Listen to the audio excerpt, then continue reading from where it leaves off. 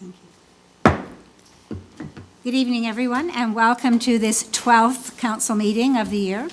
This is Monday, June 24th, and we are going to try to keep this meeting running smoothly. As I am hearing over and over again, there's something exciting going on tonight in the rest of Canada. Please stand for the singing of O Canada, tonight performed by Smithville Christian High School.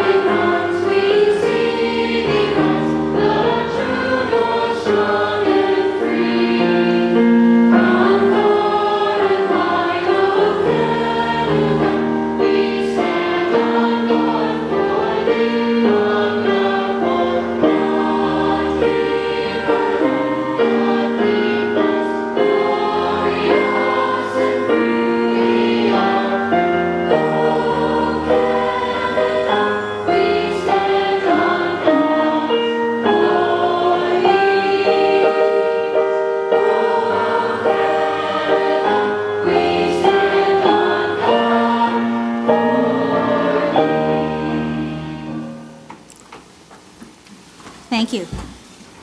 So prior to commencing this council meeting, I would like to make the following announcements. The first is that comments from the public for a matter that are on the agenda may be provided in person by attending the meeting and advising the chair during the request to address an item on the agenda section of the agenda.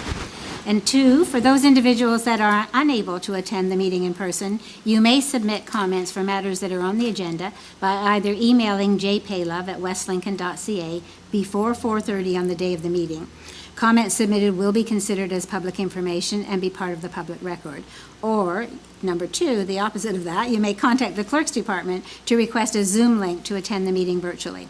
Tonight's council meeting will be live streamed as well as recorded and available on the township website. We'll begin tonight with the land acknowledgement statement.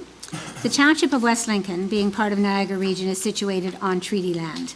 This land is steeped in the rich history of the First Nations, such as the Hattaway-Wendourong, the Haudenosaunee, and the Anishinaabe, including the Mississaugas of the Credit First Nation. There are many First Nations, Métis and Inuit, from across Turtle Island that live and work in Niagara today.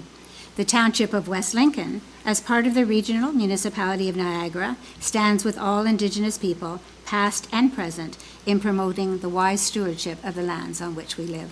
And Councillor Bradrick, I think you have the opening petition tonight.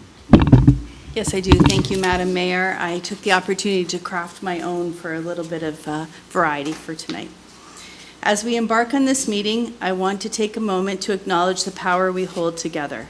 We may come from different backgrounds and hold diverse perspectives, but we share a common purpose to serve the best interests of our community. The challenges we face demand collaborative solutions. Through open communication, respectful debate, and a willingness to compromise, we can build a stronger, more resilient West Lincoln. Tonight, let's prioritize listening to each other, considering different viewpoints, and ultimately finding solutions that benefit all residents. Together, we can create a thriving future for our community. Thank you, Councillor. Members of Council, are there any changes in order of items on the agenda this evening? No, seeing none. Are there any disclosures of pecuniary interest and/or conflict of interest? Councillor Trombetta. Yes, Madam Mayor, item 17.3, I will not be in attendance for that meeting as I was not at the special council meeting or took part in any process through that was involved in that meeting, so I will be stepping away from that portion of the confidential meeting. Thank you, Councillor. Councillor Riley. I'll do the same, actually, just out of an abundance of caution. Okay, thank you. And Clerk, you have those, right? Noted, okay. So item number 6 is request to address items on the agenda.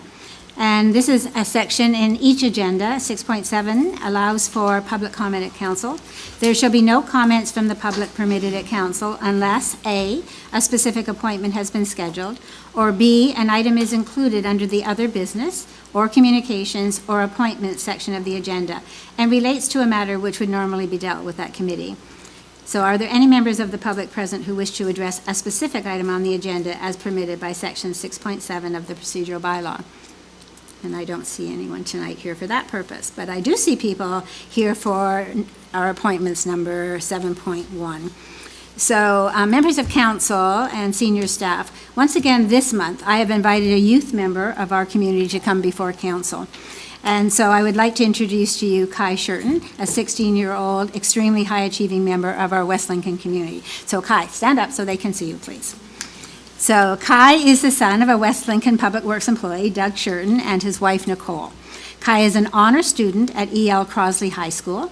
He is a second-degree black belt in the art of shukokai. I knew I would not get it right, karate, training at least 4 times per week under Sensei Steve Fernley, and also training outside of those times as well. So a couple of weeks ago, I met with Kai, his mom, and his sensei in my office, and I was impressed with his dedication and ambition to excel in his sport. He has the opportunity to take part in the European Shukokai Championships to be held in Tallinn, Estonia in October of 2024. This, however, is an expensive opportunity. So for the past year or so, Kai has been doing his own bottle and can drive in an effort to help raise funds to cover the expenses of his trip that would allow him to compete in Estonia. And alone, he has covered, I understand, the cost of 1 flight.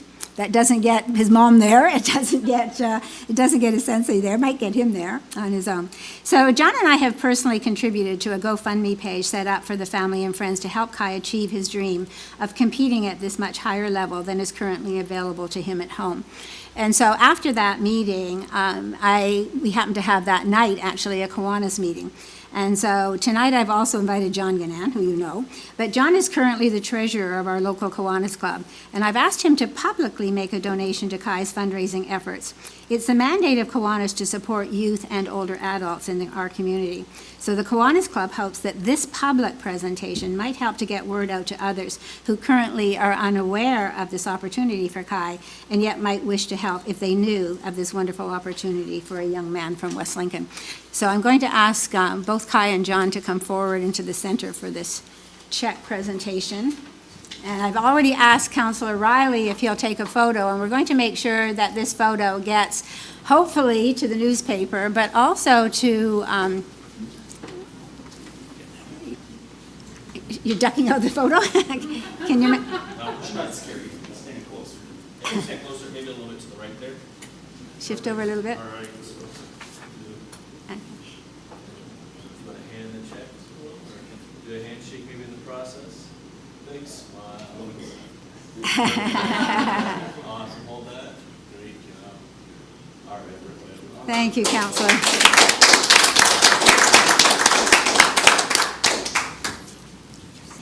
So we certainly wish Kai luck with his fundraising, first of all, his fundraising efforts, and then secondly, we certainly wish him luck when he heads off on this great adventure in October.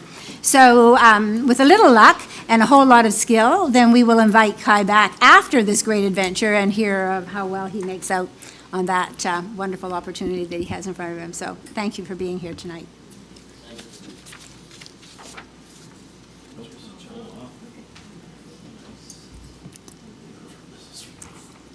So the lady behind you is the CEO of the library. And I just saw a little transaction there too. Thank you, Cindy. Thank you kindly. Okay, wonderful. Okay, so Councillor Witteveen has informed me that he's been busy this last week and or probably the last month. And so he has no official report tonight. And so that takes us to number 9, which is confirmation of minutes. And Councillor Bradrick, you have the council minutes? Yes, I do, Madam Mayor. Moved by myself.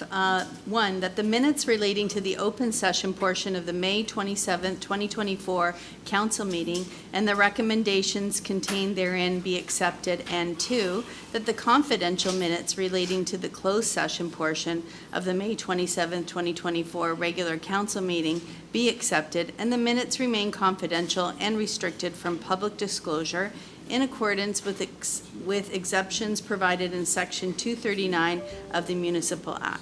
Okay, thank you. Someone to second that motion, please? Councillor Riley, thank you.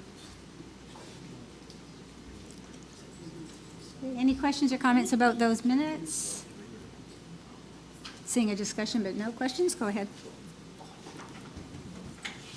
Okay, so members of council, the vote is in front of you on those minutes.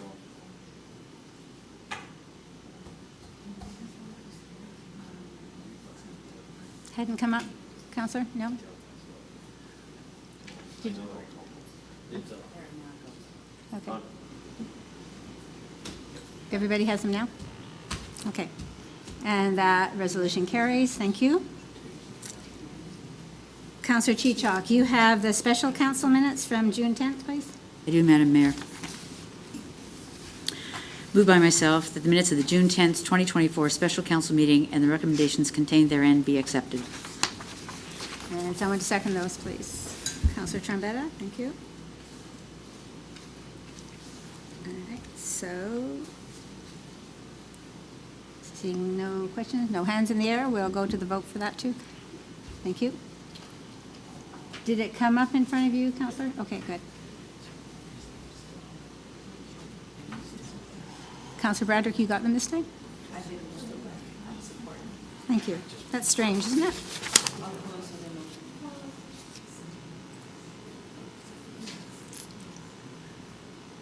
Okay, and that also carries. Item 9.3, under the public meeting under the Development Charge Act minutes. Councillor Trombetta, you have that. From May 27th.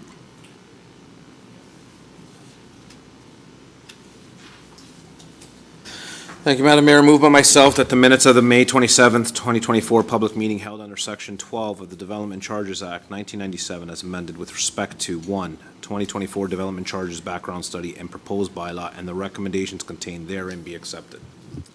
Okay, thank you. Someone to second that? Councillor Chichok, thank you. Any questions or comments on those minutes? No? Seeing none? I guess we're ready for that vote.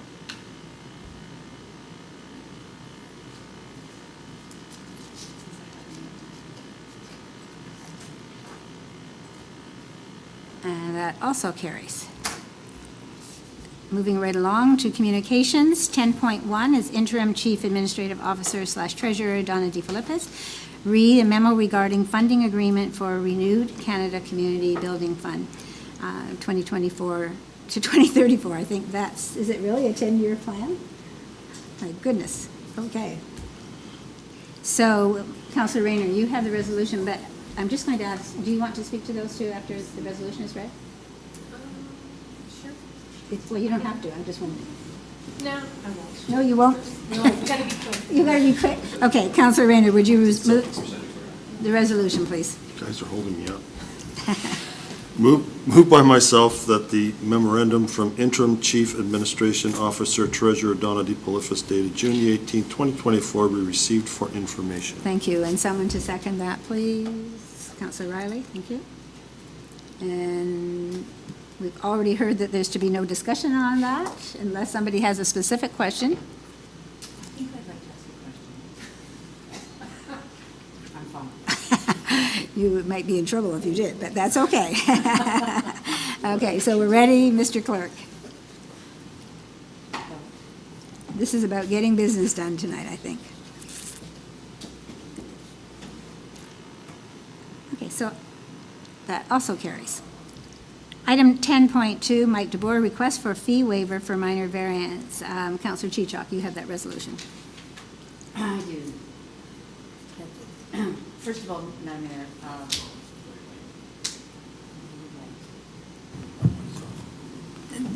that moved by myself that the correspondence received by Mr. Mike DeBoer dated June the 12th, 2024 be received for information.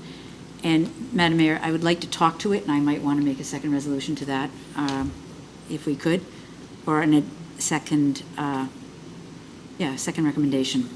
Okay, so we But need we to can put first this of all on the have a table. seconder to get it on the floor. Right. Okay, so, you somebody will second that? Councillor Bradrick, thank you.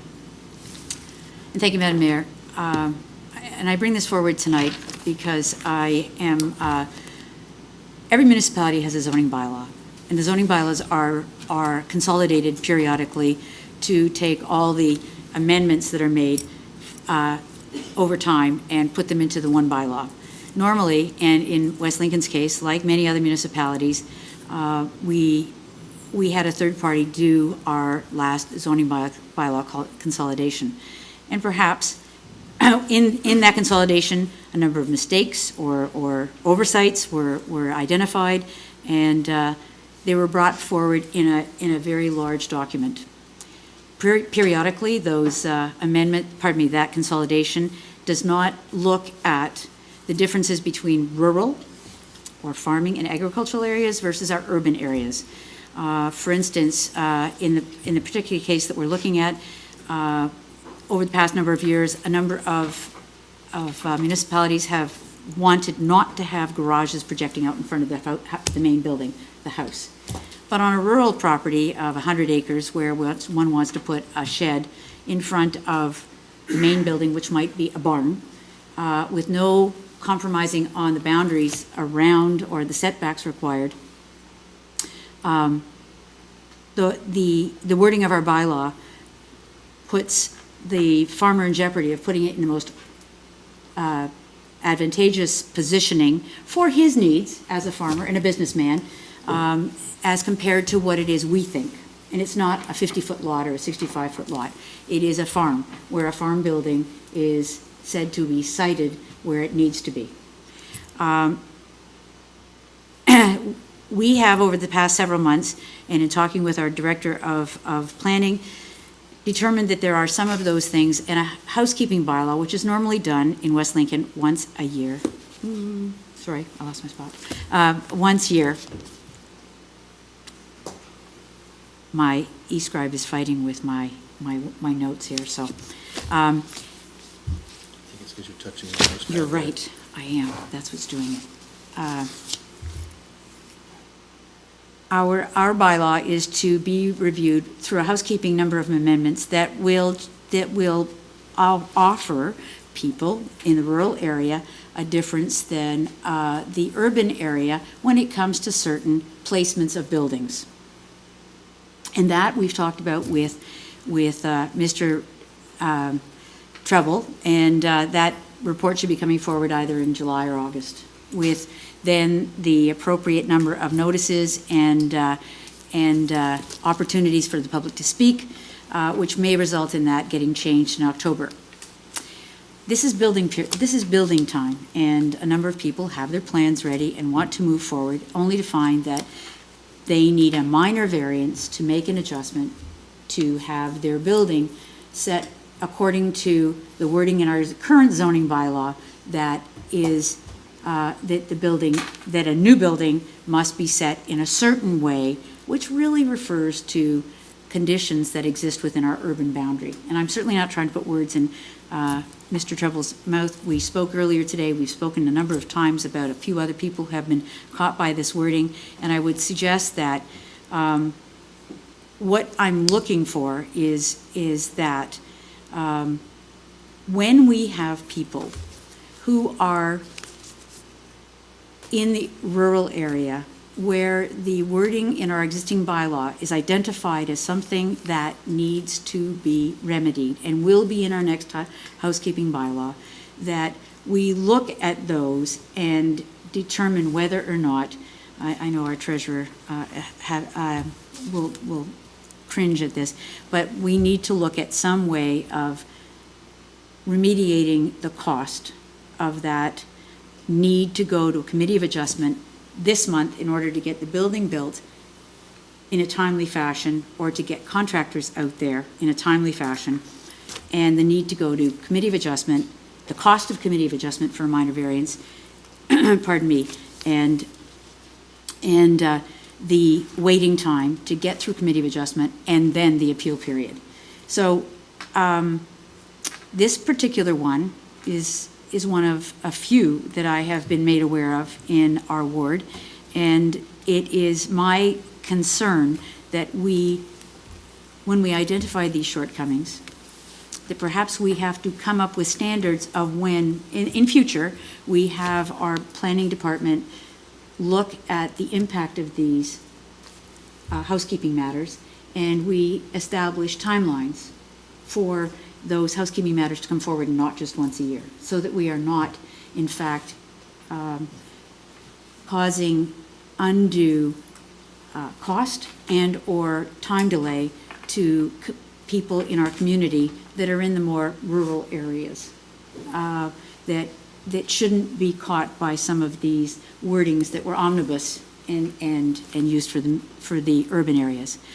So my request is that we, in future, have our zoning bylaw amendments required as housekeeping reviewed so that we do more than once per year a housekeeping matter, and we have in the past, but that we have our staff determine those that have most of an impact to building secondary buildings or another principal building on a farm lot, 100 acres, with no compromise to setbacks from any property lines, and that we don't judge the reason why they want to have that there, but that our staff identified that it should be changed, and it should be changed as quickly as possible. And for us, right now, waiting for a housekeeping amendment, that might not happen until October. So I ask that we, in future, look at this, but that we look at also at this time where people are ready to start building when the weed comes off, which is July 15th, and their building plans are made and they can submit them, that we don't unduly hold them up again, and that we then don't insult the whole process by charging them $3,000 or thereabouts to go to Committee of Adjustment for a minor variance on something that will be resolved by October. And is it our inability through staffing shortages or whatever to not be able to deal with these in a suitable, more quickly timeline, or is it something that we should be telling the people that it will take you 6 months to a year? Because this discussion started a number of months ago with another group that needed to do the same kind of things. So I'm concerned that we do more expeditious housekeeping matters, amendments to our bylaw, and I am concerned that people who get entrapped by our housekeeping item not coming forward in a timely manner, being required to go to Committee of Adjustment for a minor variance, and then having to pay the fee. And as Mr. Treble and I spoke earlier, he said this is an item that is council's deliberation, council's area of discussion. I am asking that we provide, in this case, Mr. DeBoer, who is a successful farmer in our community, with a refund of his fees for Committee of Adjustments. And that is not precedent-setting, because it's talking about only doing it when there is a housekeeping matter. And where our housekeeping matters become more timely and more regularized, then we shouldn't have this issue. But until we get to that, we consider the fact that these people are being forced to wait.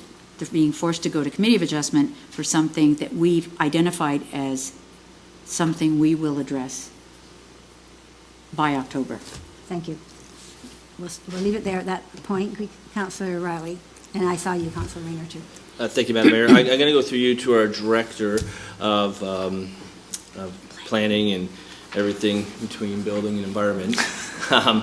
Just to clarify, because again, what we have before us is to be received for information. There actually is no recommendation. And so I would like to, before I could even make a decision on this, I feel like we need to know the financials. I think we need to know a little bit more information than what is currently being presented within our agendas here. Director? Through you, excuse me, through you, Madam Mayor.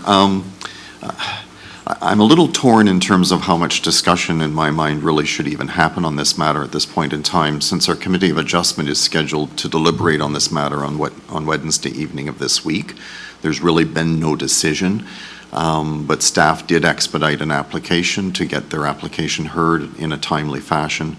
Trouble is, it hasn't been heard. We haven't had a decision, so we're presupposing what may or may not happen through the committee.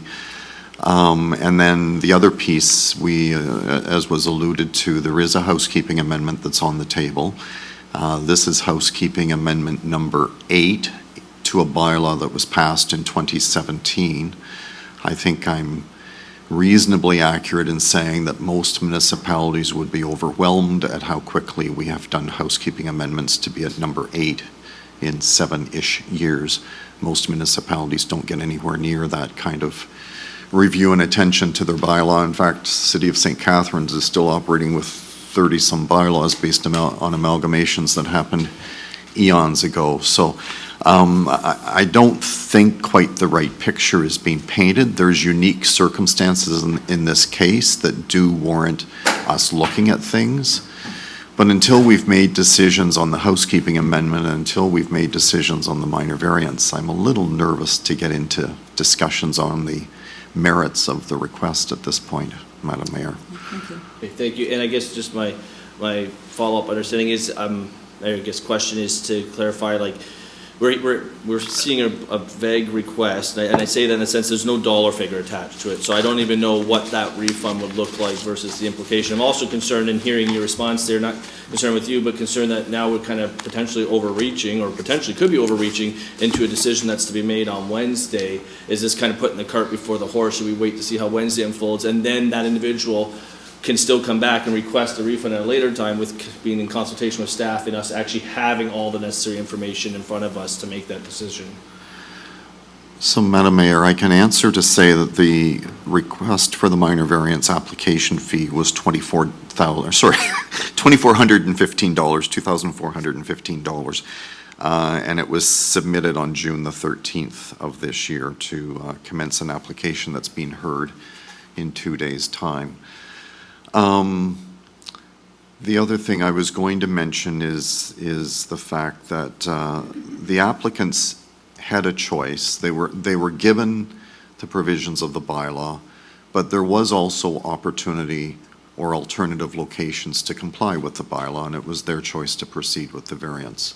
So in some respects, we're doing everything we can to expedite a process based on decisions made by them. My understanding is that there are Conservation Authority issues with their location that now have to be resolved as well. So, again, I'm not sure I can say much more than that, but there is a process that needs to unfold. Thank you. Councillor Rayner. Thank you. Through you, Madam Chair, to the Director of Planning. Councillor Chichuk mentioned, she said, and I quote, identify shortcomings, basically saying that the rural and urban are kind of treated with the same stroke of the brush, although there is quite a difference between the two, and I respect and agree with that. But is that the intentions of your new housekeeping number 8, is to separate the two? And I'm concerned that people in town would say, well, the farming community get a break, so they get a better deal. We're trying to be consistent, we're trying to be fair. I also appreciate and understand where Councilor Chichuk's coming from. Farms are a lot different than being in a subdivision. But how do you handle that correctly and fairly and equitably with both parties without looking biased? Through you, Madam Mayor, there's a number of different tests that planners have to use when we're doing evaluations of applications, from being good planning and minor to compliant with regional and provincial policy and all different levels of approvals and regulations that apply. Our bylaw, I think, is reasonably well done, but the fact that there are 8 amendments to it indicate the complexity of planning and how it's becoming more complex all the time. When we started in 2017, we did not have provisions in the bylaw for back-to-back and stacked townhouses. Those have been added through housekeeping. We're talking now about changing the height provisions in the urban area. All of that is very much focused on urban development to allow for higher concentrations in a smaller, like in a confined area. When it comes to agriculture, as I said to you, Madam Mayor, earlier today, I would be one of the first to say that I don't want to impose restrictions on the farmer or the farm community because they're a huge component of our economy.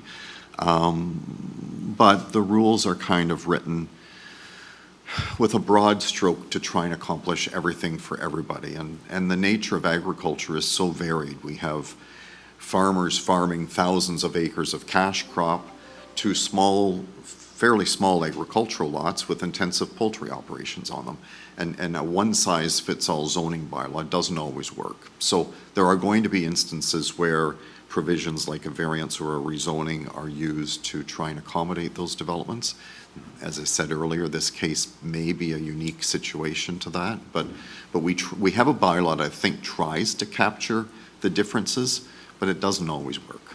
That's kind of the nature of the beast. Thank you. Anything further, Councillor? Well, just that Brian also mentioned that these particular individuals had another option that didn't have to go through the $2,410 Committee of Adjustment process, and now got themselves into possibly even further with Conservation Authority. So they've kind of compounded their problem here when they didn't really have to, is what I'm kind of getting the drift here. So you take your chances, I guess, is basically what we're saying. Other than that, thank you, Madam Chair. I think it's premature. This is coming up on Wednesday. This is not the time to make the decision to preempt a Committee of Adjustment meeting in a process that's already been paid for, and all the money's been used in order to do all the paperwork for the township to have the information to present to the committee. So money's been spent, work's been done, and it's only 2 days away. I think we just let it go, and we'll discuss it on housekeeping in the fall is probably the best way to go, I would say. Thank you. Thank you. Anybody else for the first time? Councillor Broderick, and I'll come back to you, Councillor Chichok, for sure. Thank you very much, Madam Mayor. Just a quick comment. I did speak with Mr. DeBoer and did express to him very similar conversation like what Councillor Rayner had just mentioned, that although there certainly was unique differences in the agricultural community, it would be challenging for staff to kind of handpick those out without appropriate guidance from the bylaw. So certainly, would want to wait on staff to have more input on what that would look like in order to perhaps afford some flexibility, and would look forward to hearing back about what that would look like when there's some time to put all the pieces in place. Thank you. Thank you. Okay. And Councillor Trombetta, you're good? Okay, so back to you, Councillor Chichok, please. Thank you, Madam Mayor, and I agree with all my colleagues about timing. As you know, I've been away for a little bit over 2 weeks, and this came up while I was away. And it was our staff who suggested, the reason this came forward and why there isn't a recommendation motion there, and this is not in any way to preempt any kind of decision-making by the Committee of Adjustment. Let's be clear. This was talking about a fee regardless of whether it went forward and was approved or denied.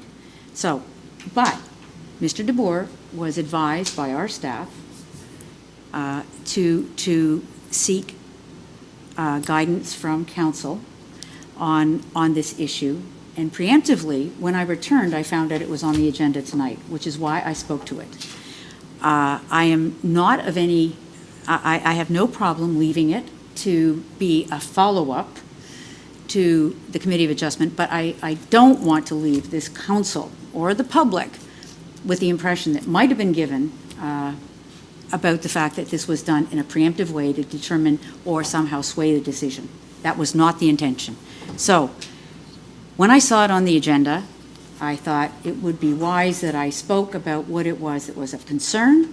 This can be brought over. It was probably premature to put it onto the agenda, but the resident asked for my advice, but they had also sought advice from our staff. So the fact that it's here, if we were to table it until after the hearing, I have no problem. We can bring that back, because that was not the intention. But I couldn't let it go and not speak to it, and then you guys all say to me in a month or so, what the heck did you talk about it? Why don't you talk about it now? So it's only here because I wanted to get just my colleagues, into a position of understanding the issue. And I will be glad if we table it and bring it back at some time in the future. Go ahead, Councilor Just to Riley. see clarity of something, thank you, Madam Mayor. So maybe through you to our clerk's department, because you're specifically named here, in case I'm misunderstanding something, the way how I interpreted this email was that someone had a conversation with you, and that you obviously explained the rules are the rules, but if you would like, you can go to council and plead your case. Is that my understanding correctly? Like, you haven't in any way misled a resident to believe that this was a done deal, and they just have to go through this avenue, right? No, through the mayor to Councilor Riley. Thank you for the question. No, so I received a phone call about the process, and I informed the individual that they must write a written correspondence to me in order to get that in front of council, in order to, get this request underway. If he's seeking a fee waiver, he would need to officially ask the clerk, and that's what happened here. Okay. No, I just want to make sure that that's not being, I'm not misunderstanding that. And so right now, all we would be tabling would be to receive this as information. Like, again, there's absolutely nothing here other than to receive this information. There's also nothing here that stops this individual for potentially coming back. And so through you, Madam Mayor, to the clerk, just for clarity, should this individual come back in October and say, hey, listen, now that things have settled and this is where the dust has settled and this is what the new bylaw is, if it still applies to them, they can still request council for a reconsideration on the application or the refund? So Or not, I'm saying because again, there's no information here. So just asking us to consider a refund, sorry, not reconsideration, but I consider possibly a refund at a later date once we know what this thing looks like, because it might not even be applicable in the end. Maybe the changes come back differently, right? So is that reasonable to expect? So through the mayor to Councilor Riley, yes, that would be reasonable to expect. They can come back and ask for the fee waiver again if they would like. I know there was discussion on, presupposing decisions. I know this is coming up soon, so I would probably recommend just accepting what the motion was on the floor originally, was just for information. That is perfectly acceptable, and then this individual can come back whenever this decision is made and then request for the fee Perfect. waiver if need be. Okay, thank you for the clarity. So just to clarify as well, as can any other applications that might have occurred during the course of this, looking at these housekeeping amendments, right?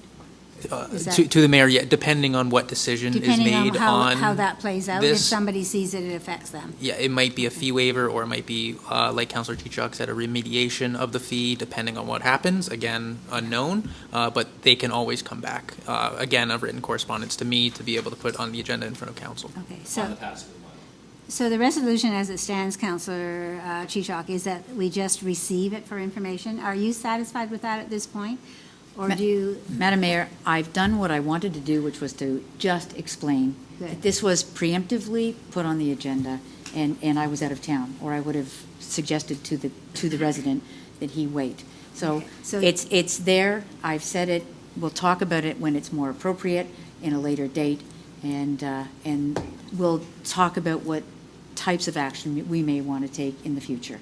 So you're fine with it now? I'm then, fine. The way it is? Okay, thank you then. And everybody else is fine with it the way it is? And then we will let this housekeeping amendment move through the process? I know that it's been in the paper already. I know that it's scheduled to occur, the next public meeting for that. So we'll let that play out. Okay, so, yeah. So the vote is in front of you. Hopefully, everybody got it.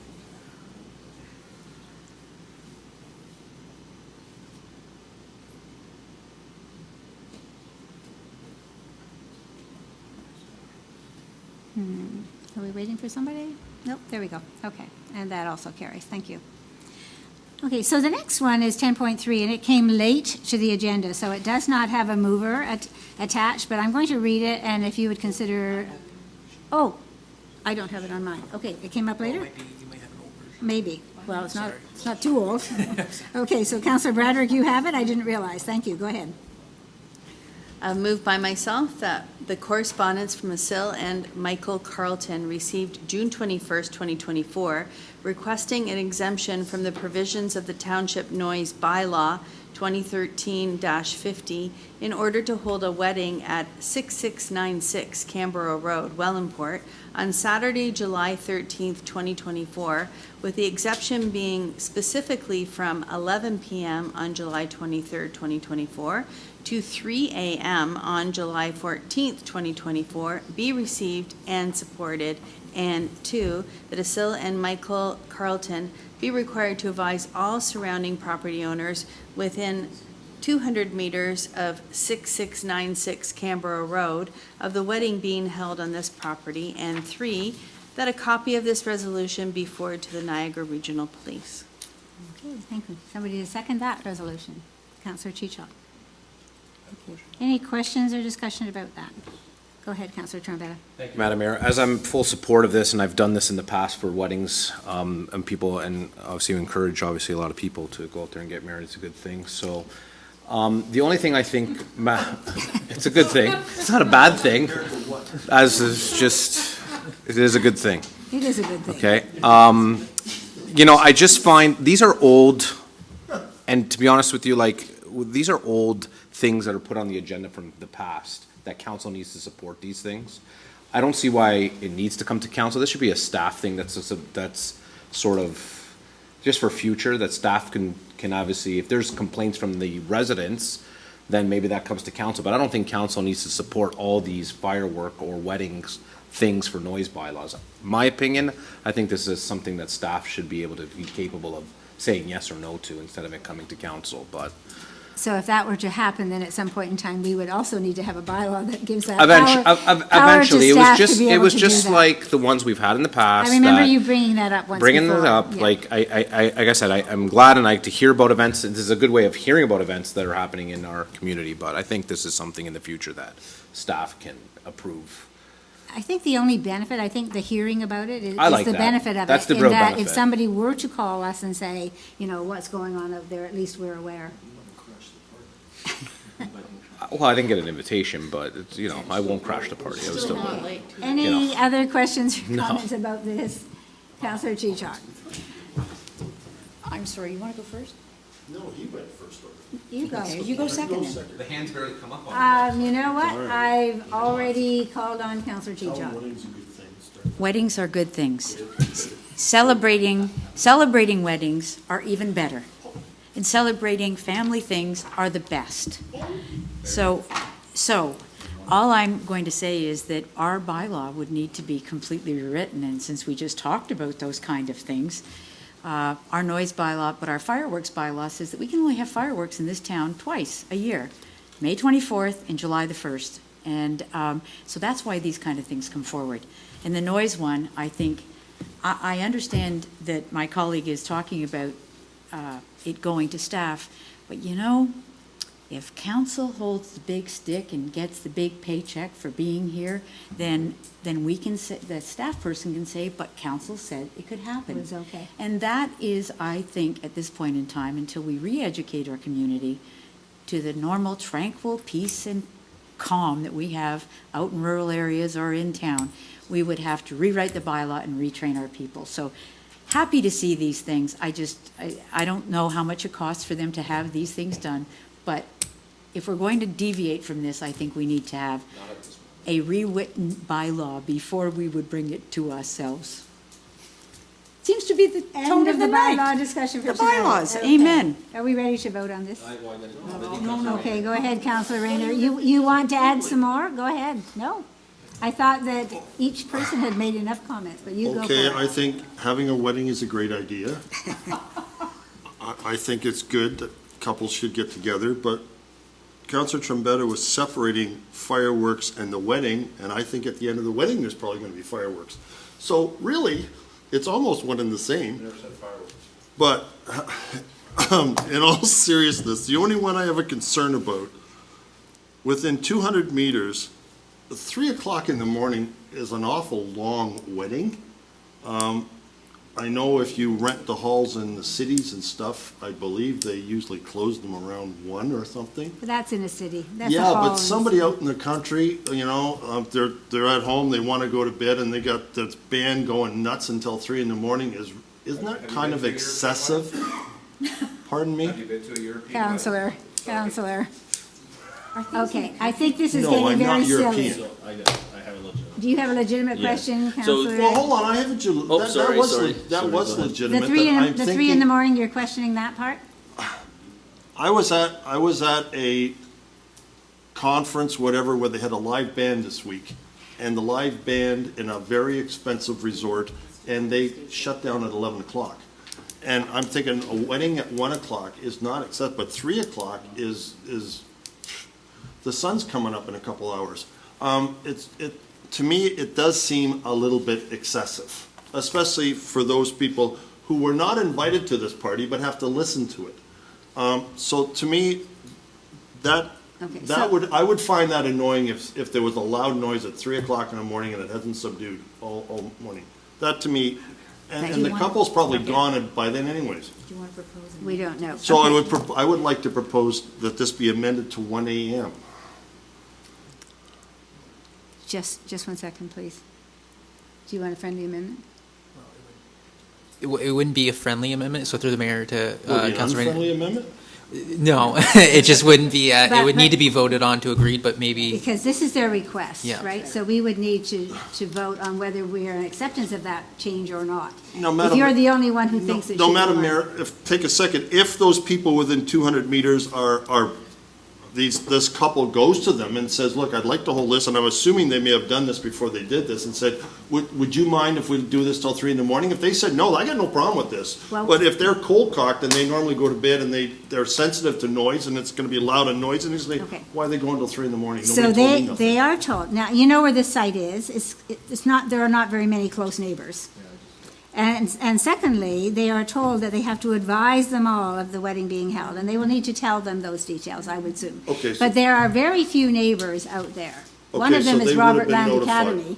One of them is Robert Land Academy, the kids are all gone, like there's nobody there. So there are very few neighbors that would be annoyed by this. No, but And you're that's saying if probably they've why been, they think that it's acceptable. They've requested that time frame. but if they were notified and there's been no concerns, any complaints, then that's fine, I got no problem with it. But I'm saying if these people weren't notified, then maybe that time does seem excessive. Well, if That's those people have not been properly notified, we'll hear from them after the fact, I'm quite certain. Well, that's not very Okay. good. So- Councillor Riley. yeah, thank you, Madam Mayor. I guess a couple of things. Well, I with maybe not to the great extent, but I understand where the councilor is coming from. 3 AM certainly stood out to me. It did to me as well. Yeah, and so I get that. I guess, so there's kind of like maybe 2 or 3 questions in this one here. So one, we don't have a way of verifying if nearby residents have been impacted, but in looking just quickly on Google Maps there, like you said, the academy's there, and I don't know, with the other residents that is not too far, how that sound is going to impact them and what our responsibility is to, by permitting the noise component to be, I guess, exempt, are we absorbing, so through you maybe to our clerk for the time being, unless there's someone else that answer this, maybe our CEO, are we indirectly taking on any potential liability if there is excessive drinking because now the party's running later, because they're a little, maybe they're, had they been quieter, people would have went home sooner and least likely to have more time to consume alcohol or whatever else is happening there. So I guess I was just curious if there's going to be any potential liability on the township for permitting something like this in that capacity right now. Mr. Clark. so through the mayor to Councilor Riley, so this is specifically for the exemption of the noise. It's not really to say that the party, quote unquote, can't continue past that. So like things like drinking and or whatever type of behavior, we wouldn't be able to really regulate. course. It is simply the noise aspect of the party that we are exempting. Okay. So yes, if we say amended the motion to read only 1 AM and then at 2 AM it's just as loud, then that would be in contravention of what we've allowed. But things like drinking and or anything else So- other than noise, this wouldn't really. Yeah, and so it certainly wasn't looking necessarily to understand, to violate that idea. I was more to understand if we are absorbing any responsibility, liability, by permitting this in that aspect, should that be the case. I don't know how many parties you've been to. I certainly been to a few, and the more you drink, the louder you get. So I just kind of identifying that and trying to understand too what those implications could look like. But if you're pretty positive that there's no liability to township by permitting this, regardless of what happened, we can't control people what they're going to do, not going to do, and what they can take into the house. I think they're just planning ahead, and this to me possibly is just a buffer time frame for them. I think they're hoping at 3 AM you're pretty exhausted, I imagine. But again, my concern to Councilor Rayner, is similar to Councilor Rayner there, is ensuring that those residents nearby have a fair right to their own right to peaceful enjoyment of their own property during those hours. This is on a Saturday. Hopefully the residents aren't working on the Sunday, but I want to make sure that we've done our due diligence. I have not seen one that's asked for 3 a.m. I know we did one, I think, last term that did 1 a.m. We've done So it this too is- in my Have you tenure done here it as too? well. So that to me, this is definitely the later one. Are we setting a precedent and by every time we go forward, where do we say no? Should we be sticking to the 2 if that's what's been done historically? So. But I will also point out, Councillor, that a copy of this resolution goes to the NRP as well. Correct, that's how they know. So they then have responsibility for checking that area as well. So they'll be, On top of that. They're on top of that. Very quickly, Chime in, Madam Mayor, please. I just want to touch on what Councillor Riley said. I think you're on to almost just continue your sentence. This might just be a buffer. I've been to a lot of weddings recently. Weddings are pretty much wrapped up around 1 o'clock. There's a photographer. They are wrapped up around 1, dancing, and people are already heading home. This might be the buffer, like you said. There is cleanup. You have to take all the dishes down, put the tables away. Maybe they're coming to pick it up. So maybe they're under the umbrella of the wedding, of the cleanup, because when you leave a hall, the people are still cleaning the hall till 3 in the morning. So maybe this couple put that to say, hey, by the time we're all cleaned up, by the time the tables are all put away, by the time the dishes are all put away, it's probably 3 in the morning. I don't see dancing, not that it can't happen, please. I don't really see the weddings I've been going to before, but lately, like, I was just at one last weekend in Ancaster, and by 1 o'clock, it was already cleared out. So, again, weddings aren't going till 2, 3 in the morning, not that this can't happen, but I'm thinking, like you said, this might be the buffer that they can have it all cleaned up, everything put away. So maybe, if anything, we can just make a call to them and say, is that the music, or is that the whole cleanup process, right? So I don't see if that hurts, if members of council are concerned, but it is sending to the NRP, so just some thought. I think it's more of the cleanup process by that time all the cars get out and the tables and some stuff, so. Councillor Broderick? If I recall, this property came before us at a different time, and there was some local residents that came to discuss their concerns about some loss of enjoyment of their property. And I hope I'm correct. But because of that, I do agree with Councillor Rayner. I'm certainly very well known to frequent get-togethers later than 1 in the morning. However, because of the fact that the residents did come before us in the past about this particular property, I think that we should maybe take a step back and think about that time, that it is a little bit late. The buffer, as described, and the activities that would happen during that would, in my opinion, not really impede on that noise bylaw, cleaning up dishes and putting tables away. It's about shutting down the music and the noise and the loss of enjoyment for the residents that are within earshot. So I think it would be appropriate to put forward a change in time, and I would be more than happy to approve that. Okay. You suggested, it didn't come in a motion yet, but you did suggest a 1 o'clock timeframe. Yeah, you did. Sorry. Yes, so Yeah. Madam Mayor, so if we could put forward, I would like to move that the time be changed. And since it's been one that there has been incidents, I'm even more determined that 1 o'clock, as Councilor Trombetta said, it wraps up by then anyways. So why go any farther? The people around the area have the right to their own enjoyment of their property. So 1 o'clock is more than enough, I would feel. Okay, so I don't disagree, Councillor. I just want to point out, though, that the people who came before us was when we were looking at that application in terms of putting the yurts in. That's the property with the yurts. And the neighbors were concerned that there could be a problem. But we have not had any complaints since then about that property. So I just want to clarify. It's not like we've had people complaining about what's going on that property right now. There were those people who came to the public meeting that was held about the possibility of putting those yurts in on that property, who were concerned about any potential problems that they might have. But just to keep that So clear. my request then is a motion So your to request is change, still to accurate, amend what we have right now. Okay, so we'll let the clerk deal with that.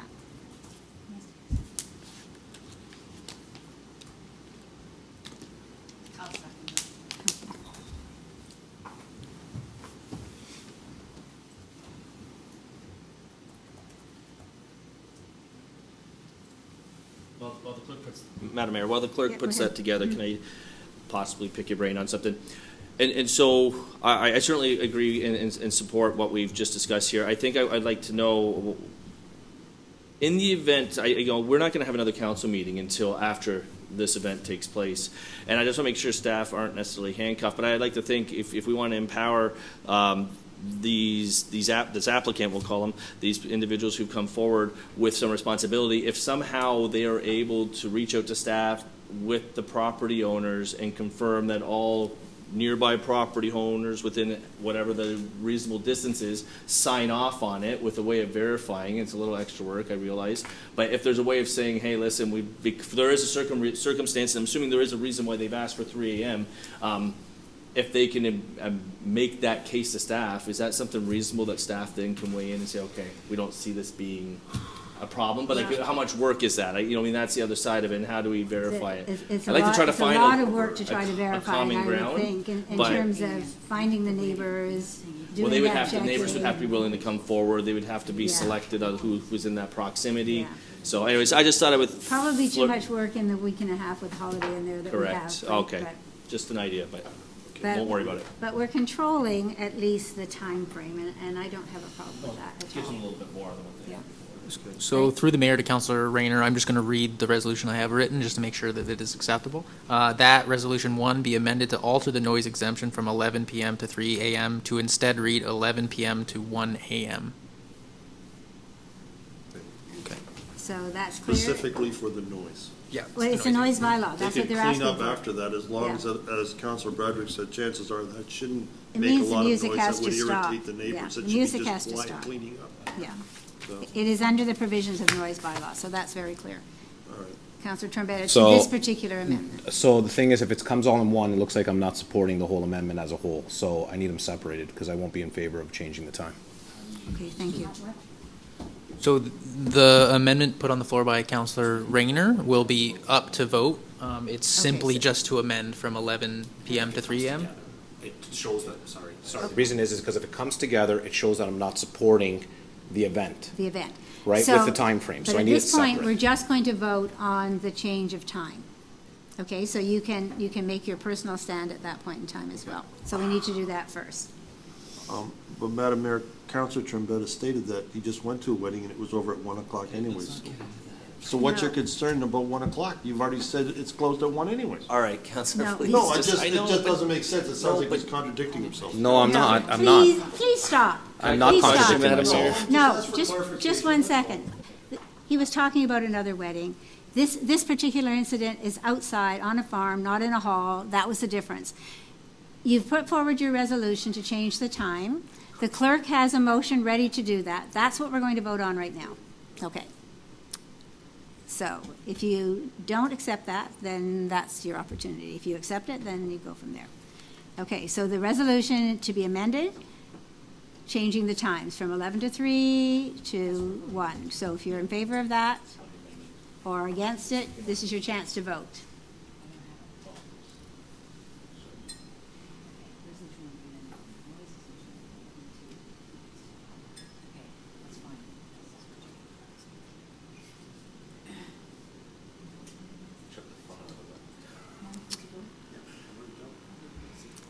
Okay, so that resolution carries. And so now, Mr. Clerk. So So the with res- that change, we can still split those two parts, if that's what you want, Councillor Trombetta. support the wedding. I support the original motion as is. Okay, well, there are three parts. Yeah, so now we're voting as amended. But Councillor Trombetta would like not to support the change, but support the other two items. So that's fair enough, we can do that. It's a little more work for our clerk, but we can do it.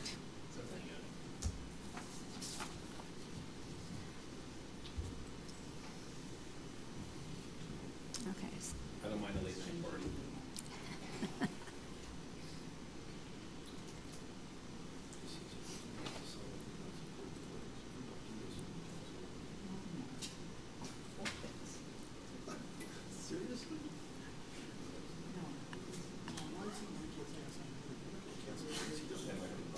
Okay, are we good?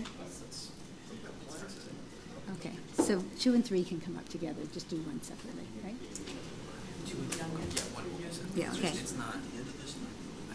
They separated the region, we can separate it, it's not normal, but we can do it. So through the mayor to Okay. Councillor Trombetta, would you feel comfortable moving that, just because it'll be a separate motion? Okay, then I'll need a seconder as well before I Okay, someone open. to second, separating, Counselor Chichok, thank you. Okay, so the first one coming up will just be the one with the time change. Yes. And then 2 and 3 will come together later on. So now it's the first part of the motion as amended, Counselor Rayner. Got it? Okay, so this is part 1. This is the part that has the time change. Yeah, so support that. Okay. No, you don't want it. This is the one with 1 AM. Support. Is another one coming? Okay, so the next one that comes up after we see how this vote has gone will be the other 2 parts.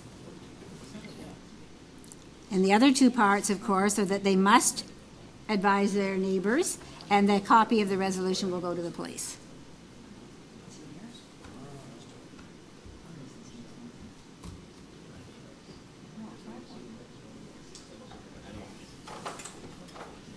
Counselor, you have a problem? Well, it's just the way, again, just the way it kind of the way it's wording is that it all in one category, they don't support it as a whole. Look, you've already made your statement. Okay. But I've asked for hold on, I asked for clarity before this, sorry. Yeah, I've asked for you're right. clarity before this going down. So if the way it's coming off is that I do not accept the function as a whole. I do accept the function as a whole, I do not accept the time. Okay, And I know so, they're 2 separate, but the way it's written is where I have the issue with. okay, so you have not, hopefully not supported the time change. That's the. I haven't supported, but now So I that's haven't, the first but thing. now the second one's also support, I'm not supporting the function with the time change. No, the second one should be that they're required to advise the property owners around them, and that a copy of the resolution goes to the Niagara Police. You're still supporting the event with those 2. It just has to be as amended, like it's. Mr. Clerk? So through the mayor to the rest of council, so with the passage of Councillor Rayner's amendment, the original motion needs to be accepted as amended. Obviously, we know that you don't agree with the time change, but in order for that to go through procedurally, that's what Yep. needs to be voted on. I can't Correct, separate the but in the- time change now. Yeah. The motion now is the new motion, which reads the 1 AM. That is what is on the floor. Can you put a motion forward that you support weddings?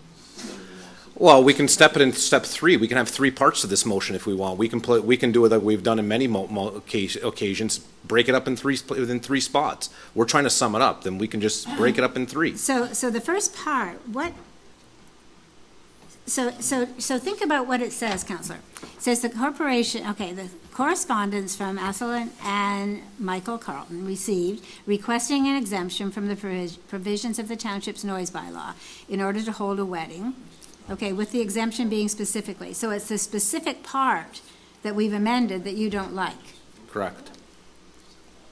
So you can still say no, and you can support the rest of it that says that they are advised, they have to advise their neighbors, and that a copy of the resolution goes to the NRP. You are then still supporting the event. But if you just said I if I think say no, how am I still supporting? I think I got the answer here, Madam Mayor. So I think that normally we would be able to split it up, and I agree with you there. So through you, Madam Mayor, to Councilor Trombetta, I think the difference in this situation is that the correspondence has to be part of one. This is not, because if you take the time out, we would just be, I guess, supporting it to receive for information. Like you would have to, Exactly. again, if that's not part of the resolution at any point. And remember, right? this came as a communication. So- It came as a request, so we have to address that request. So that's why it can't be separated. It's just a unique, I know what you're saying, it's just a unique situation because this is actually tied into it. Normally, we'd be able to have it itemized when there's multiple Correct. It's not my things. first, well, it's not the first time we've done this, right? It's not my first. Correct, but I'm Right, saying but in it this is- situation, this is actually part of that. This is why it's you can't, like, what would we be supporting, that they're having an event from the 13th to the 14th and then have a secondary motion to support the time? Like, what I'm saying is, like, this, it might look funny, but it's actually how we would have to do it under this situation. Then I'd feel more comfortable, then say I already supported not the time, but I also support that, I'd feel more comfortable saying yes. Yeah.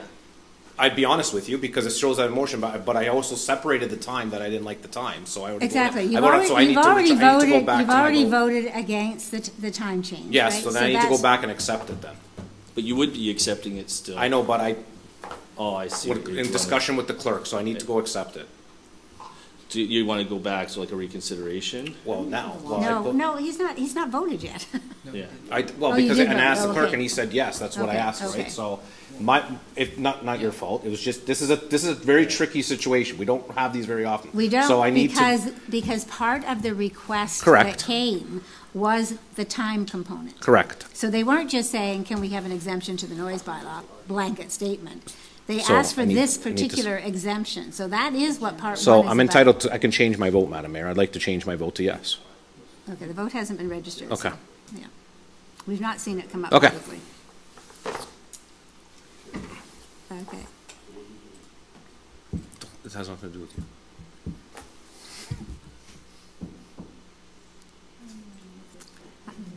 Well, I would just say that if I were to guess which item would be the stickler tonight, this would not have been it. So, go ahead, So do- Mr. Clerk. So through the mayor, just to the rest of council, so due to the miscommunication there, so that will be carried fulsomely. I still need to go through the other two. The other two. Because we did separate it, so just give me a second here.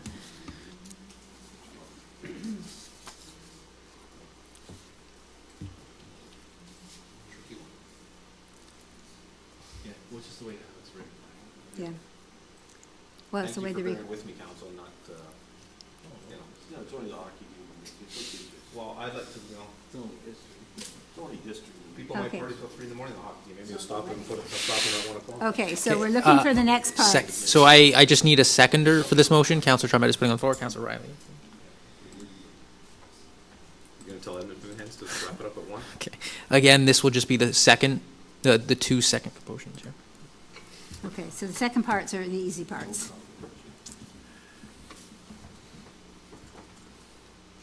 These are just the other two.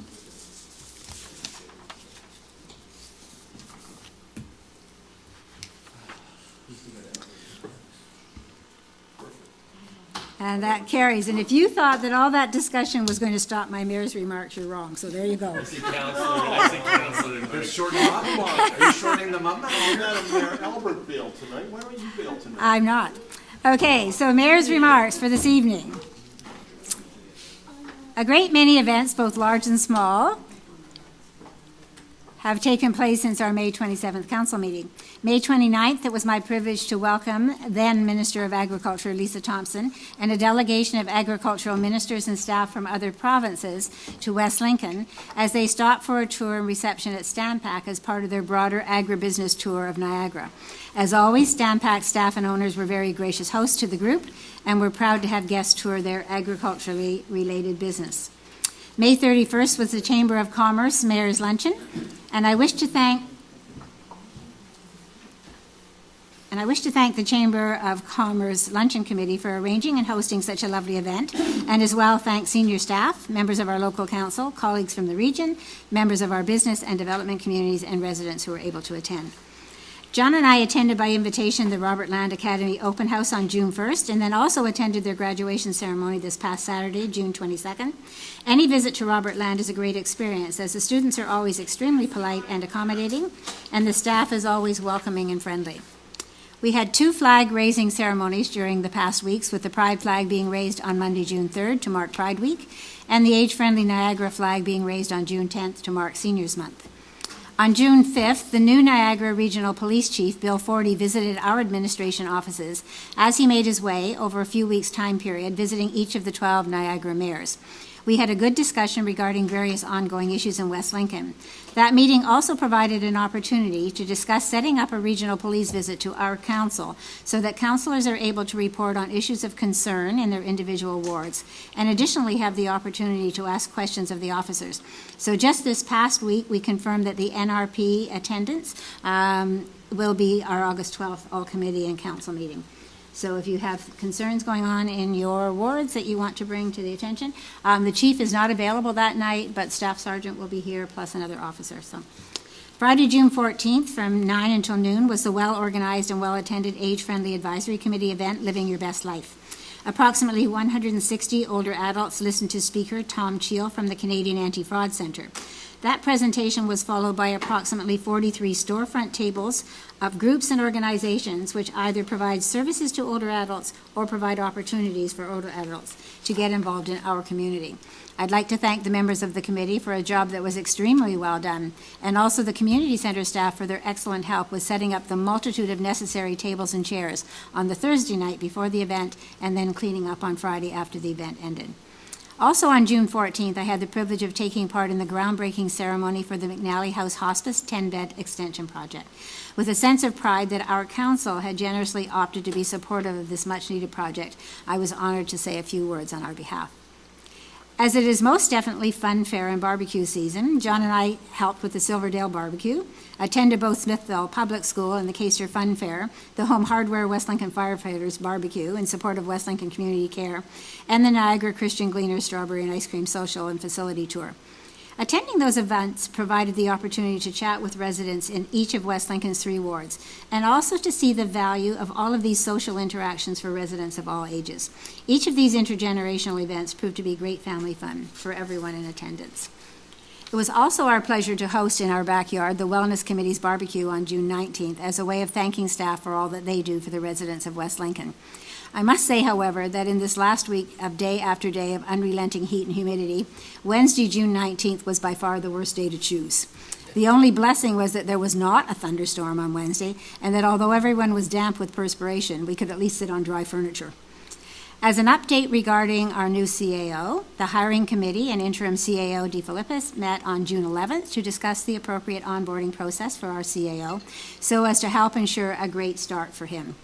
And on the morning of June 14th, our new CAO, Trooper McBride, was introduced to and met for the first time with the senior management team. After that informal meeting with staff was completed, I also had the opportunity for a short one-on-one meeting with him. And as I conclude my remarks for June, I do think that it's safe to say that we're all looking forward to the arrival of CAO McBride in mid-July. And that concludes my remarks. So I did try to keep them a little bit shorter.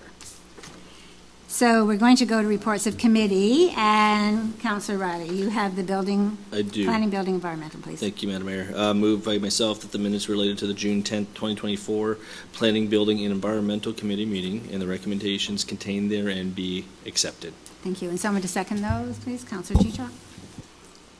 Any questions or comments about those minutes?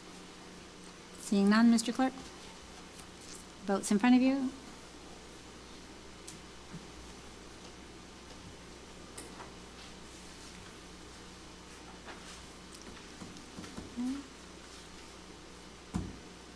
Reading group.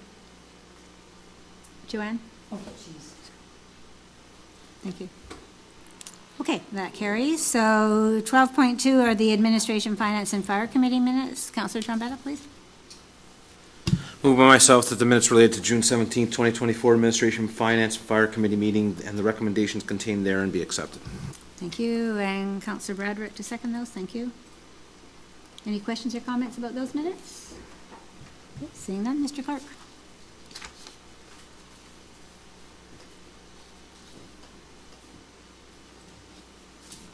And that also carries. Councillor Rayner, you have Public Works and Recreation Committee minutes, please. Yes, Madam Mayor. Moved by myself that the minutes relating to the June 17th, 2024 Public Works and Recreation Committee meeting and the recommendations contained therein be accepted.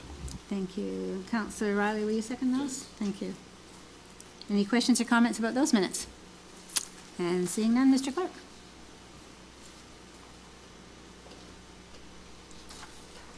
Okay, that completes that amount of business. So there's nothing to reconsider tonight, and there are no motions to rescind.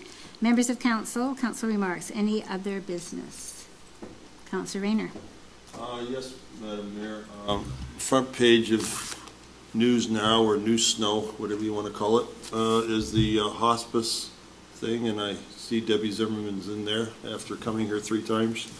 She got the money, so she's in it, but what I don't see, I see the mayor, but Jim Diodati's missing. He's always publicly involved, so I think he's somewhere in the back of that excavator. I think he was driving it. He was probably driving it, yeah, because I'm shocked that he's not there, because he seems to be in just about everything nowadays, and our poor mayor just gets on a few of them. But Sorry about anyways, that. anyways, yeah, it's a nice picture, and it's nice to see this proceeding now. Thank you. Thank you. Anyone else? Councillor Broderick. Just a quick reminder about our Canada Day festivities that are happening this weekend. Please look on social media or on our webpage to see the times, but greatly looking forward to it. Thank you. I think 3 in the afternoon is scheduled to start with the official performances starting at 6 with the official kickoff at that point in time. Good. Can't do 3, it's just my normal. We just passed the motion. Councillor, your microphone is still on. Oh. Thank you. All right, I got the next one. Okay. Councillor Riley, go ahead. All right, thank you. All right, 15.2, here we go. I guess moved by myself that office for one councillor position for Ward 3 Smithville in the Township of West Lincoln be and is hereby declared vacant in accordance with the vacancies provisions of the Municipal Act. Thank you. We need someone to second that, please. Councillor Chichok. And I think that our clerk is going to speak about that. Perfect, I was Thank going to you. ask that. Yeah. Thank you, Mayor Ganan. So I'm just going to address council and the public as a whole and just give an explanation of the motion in front of you. I have a few prepared sentences here. Through the chair to Councilor Riley, I'd like to first thank you for moving this item to put on the floor in order for me to talk about it. I'm going to make some clarifications regarding this item for both council and also the public so everyone fully understands what is happening. First, I'd like to note that this motion is purely a procedural requirement under the Municipal Act. The motion before council is not merely just a formality, but a required action. If council decided not to approve this motion and to not declare the seat vacant, then council would in fact be in contravention of the Municipal Act. Secondly, I would like to clarify for the public that this vacancy is for a council seat in Ward 3, which was previously held by Councillor Bell. In the Municipal Act, there are certain regulations regarding councillors and the expectations they need to meet. If one of those expectations is not met under the Act, then Section 259 of the Municipal Act will kick in, which covers what will make a council seat vacant. Since one of these thresholds was met by Councillor Bell, it is now the responsibility of the council of the day to declare the seat vacant. Finally, going forward, there will be a report going to council on July 15th that is statutorily required. This report will outline the historical context of previous vacancies that occurred in West Lincoln. It will outline the next steps, and it will also give council the option to choose how they would like to proceed with filling the vacancy. Since we are not at the threshold to not fill the vacancy due to the large amount of time until the next regular election, council will be offered the choice between appointment or by-election. The report will explain the process for both, the pros and cons, as well as the requirements of what either choice would entail for staff and the community as a whole. Hopefully this clarifies why this item was on tonight's agenda for council and the public, and I can take any questions from council if there are any. Thank you, Mr. Clerk. Councillor Rayner. Thank you. Through to the interim clerk.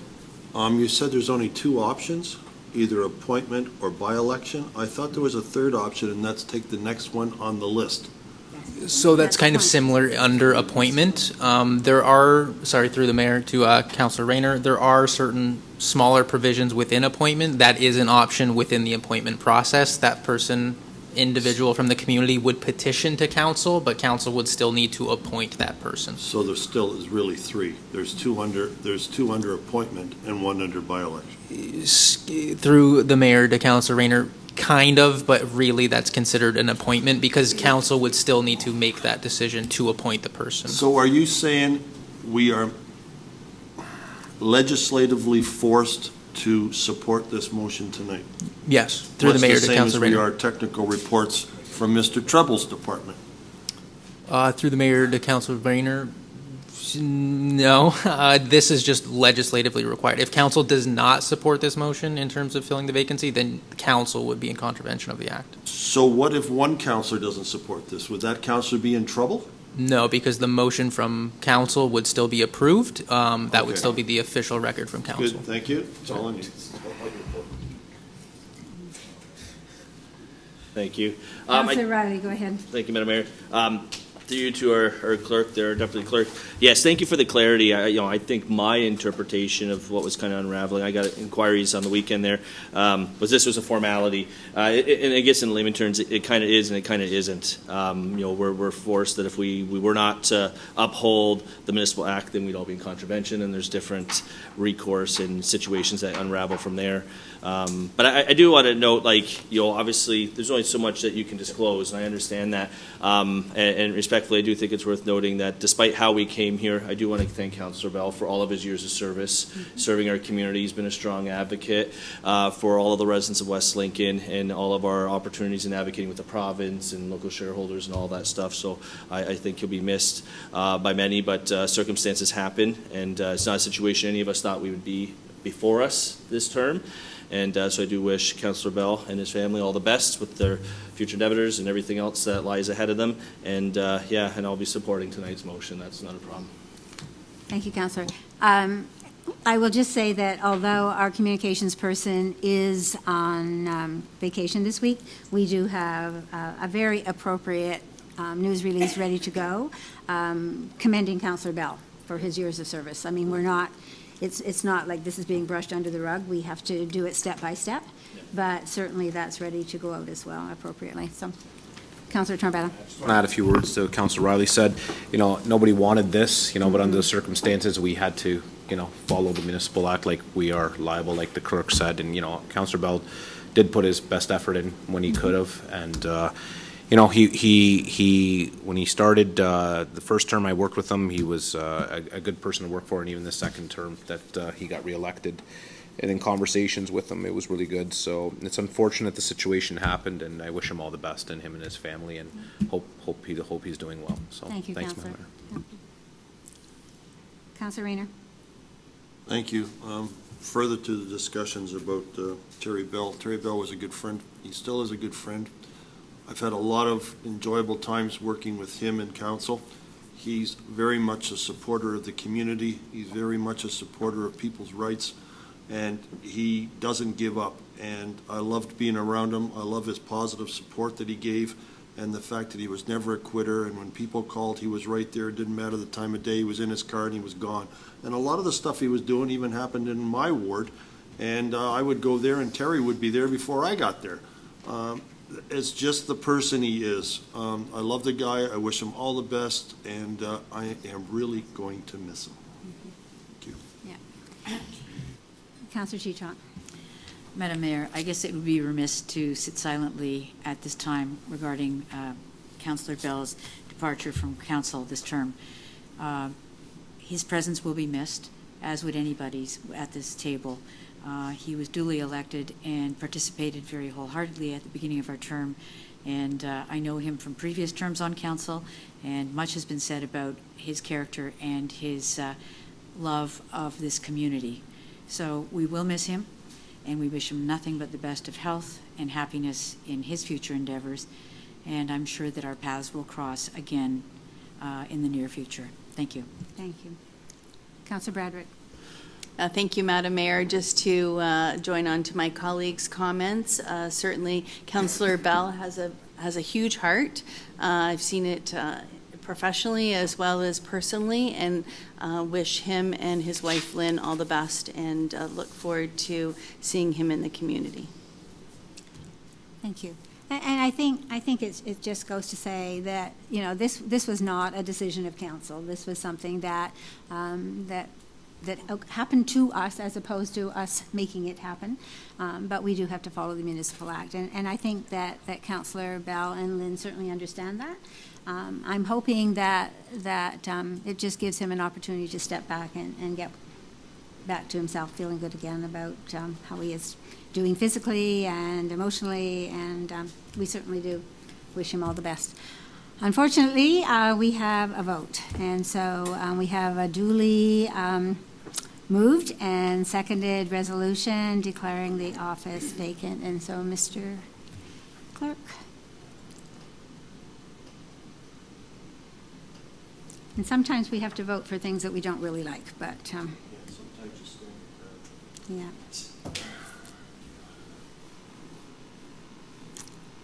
Okay, so that resolution also carries. Okay, so there are, as far as I know, no new items of business this evening, but we do have confidential matters this evening. So Councillor Trombetta, would you take us into confidential, please?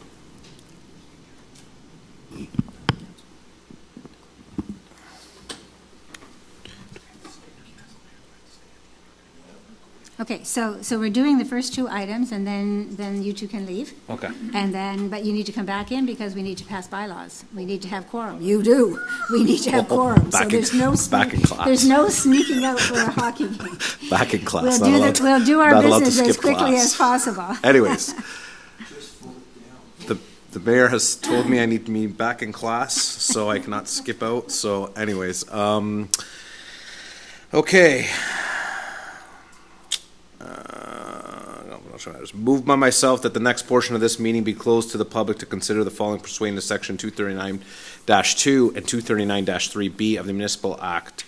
Item 17.1, interim chief administrative officer and treasurer Donna DeFilippis, station 2, verbal update. Item 17.2, interim chief administrative officer and treasurer Donna DeFilippis, CAO staffing update. It's another verbal update. And item 17.3, acting director of legislative services clerk Justin Paylove, preliminary ombudsman report regarding the special council meeting held on August 9th, 2023 for discussion. And please note, Madam Mayor, that myself and Councillor Riley has declared a conflict for this item 17.3. Okay, so Councillor, could I also ask you to read the reasons for going the applicable closed session exemptions, please? So So for applicable closed session, 17.1. ongoing investigation in respect to the municipality of local board or municipality controlled corporation by the ombudsman appointment under the. No, all of them. All of them. Oh, yeah, go back to 17.1 and the applicable closed session exemptions. Okay. please. So interim chief officer and treasurer Donna DeFilippis, station 2, updated verbal update, applicable closed session exemption, advice to the subject solicitor, client privilege, including communications necessary for the purpose of the litigation and potential litigation, including matters before administrative tribunals affecting the municipality of local board, or interim chief administrative officer, 17.2, treasurer Donna DeFilippis, CAO staffing updated verbal update, an applicable closed session exemption, personal matters of an identifiable individual, including municipal or local board employees. And 17.3, an actor, director of legislative services clerk Justin Paylove, preliminary ombudsman report regarding the special council meeting held on August 9th, 2023 for discussion, applicable closed session exemptions and an ongoing investigation respectfully to the municipality, a local board or municipally controlled corporation by the ombudsman appointed under the Ombudsman Act and the ombudsman referred to in subsection 223.3-1 of this act, or the investigator referral in the subsection 239.2, section 1, 2024 C13, schedule 9, section 22. Sorry to do that, Councillor, but No, we you do are need correct. those We do have to applicable read it closed out, and that's sessions policy. in. My mistake, Okay, Madam Mayor. so- And please note once again that section 17.3 is my conflict with Councillor And Riley. Councillor Riley's good. Okay, so we need someone to second that, please. Councillor Chichok. All right, do we need a vote, or can we just do a hand vote? You can do it. Okay, it's coming up, all right. Okay, it's there, so we can do a quick move into confidential. And that carries, thank you.